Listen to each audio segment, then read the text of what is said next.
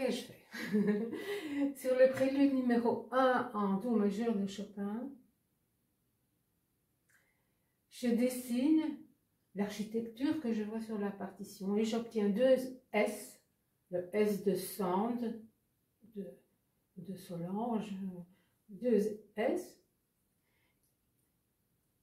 en prenant donc compte des triolets de double croche. Et j'ai deux C, par exemple le C de Chopin, si je prends la ligne que trace le champ binaire. Maintenant, Chopin est très avare de silence. Or ici, nous avons quand même un silence de la voix de la basse. Et j'observe que les hampes montantes de la basse sont aussi montantes lorsque les triolets complets de double croche passent en clé de sol. Ce qui pour moi est un signal, déjà le silence et déjà le son de la hampe, que je peux choisir les mains pour le faire. Si j'observe mon code de la route avec ma priorité de droite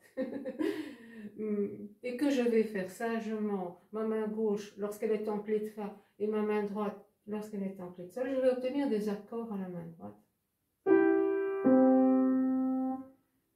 Je suis tout à fait alors dans du Mendelssohn ou du Schumann. Je crois beaucoup à l'architecture des partitions, surtout lorsqu'elles sont manuscrites. Ici, elles sont typographiées. Mais moi, je vois un ruisseau serpentant, agitato. Et je vois comme des saules plantés droits sur ce ruisseau ou sur les rives du ruisseau qui, elles, sont calmes. Et je vois aussi des ponts qui passent à l'horizontale, à la frontière des deux clés, clé de sol et clé de fa. Est-ce un guet, un passage? Je ne sais pas. Je suis mon intuition et donc je vais jouer toute la main gauche, puis toute la main droite des triolets de double croche, en imaginant que c'est une seule et même phrase. Et donc, lorsque j'ai épuisé mes doigts dans la main gauche, je vais faire comme dans Rachmaninov par exemple, attaquer l'autre phrase par le 2. Ce qui me fait, il me donne l'impression d'une barcarolle.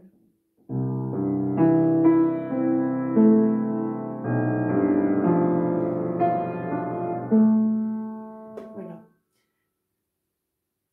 Là-dessus, je constate que le travail technique de ma main droite est pile poil calculé pour laisser ce passage de la main gauche vers la clé de sol. Parce qu'en fait, je vais tenir ma croche pointée. Je sais la tenir jusqu'au sol sans problème. Et là, je passe le 4. À ce moment-là, mon temps est écoulé. Et c'est au moment où donc je n'ai plus, avec une main féminine, qui est légèrement plus petite que celle de Chopin, mais lorsque je n'ai plus de possibilités, je quitte. Donc j'ai tenu presque la durée de la croche pointée. Si maintenant je mets ensemble, ça correspond complètement. Pour le genre de main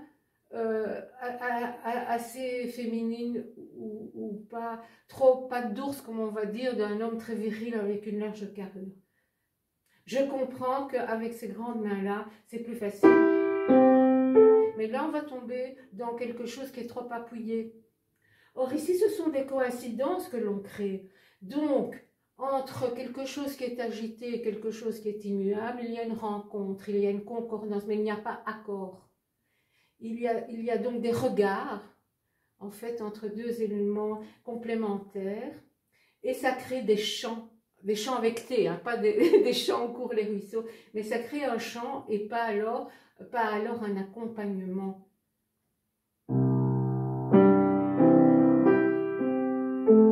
Voilà. Donc je suis occupée à la travailler comme ça. C'est Kostalski qui a dit que ce prélude dégage une tendresse infinie. Voilà. Être agité, on peut être agité par le vent, on peut être agité par un noble sentiment. Ce n'est pas pour ça qu'on est en colère, qu'on est agressif et qu'on va tout casser. Très tôt, resserrer, ça ne veut pas dire qu'il y a une angoisse métaphysique. Ça veut dire resserrer pour mettre plus de tension dans ce qui se passe. Et donc, c'est mezzo forte, quoique dans les partitions corrigées par Liszt, on met forte. Et alors, il y a des similitudes sur le premier temps de la basse que Karl Mikuli a préservé et que Liszt n'a pas préservé. Donc ça dépend un peu aussi de la partition que vous avez.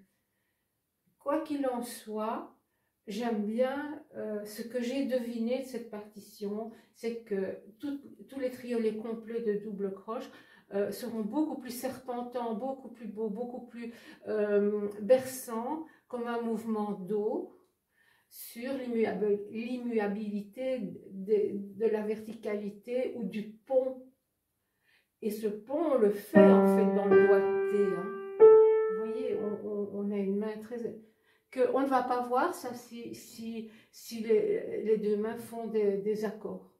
Ça va devenir alors ce qu'on entend d'un romantisme pur, alors qu'ici, je trouve qu'il y a un beau coup d'œil, un clin d'œil vers le passé, du contrepoint, mais aussi il ne faut pas oublier que Chopin aimait beaucoup les folklores polonais, bien sûr, et nous sommes dans un deux temps, mais qu'aussi il s'est intéressé à toute la région du Berry.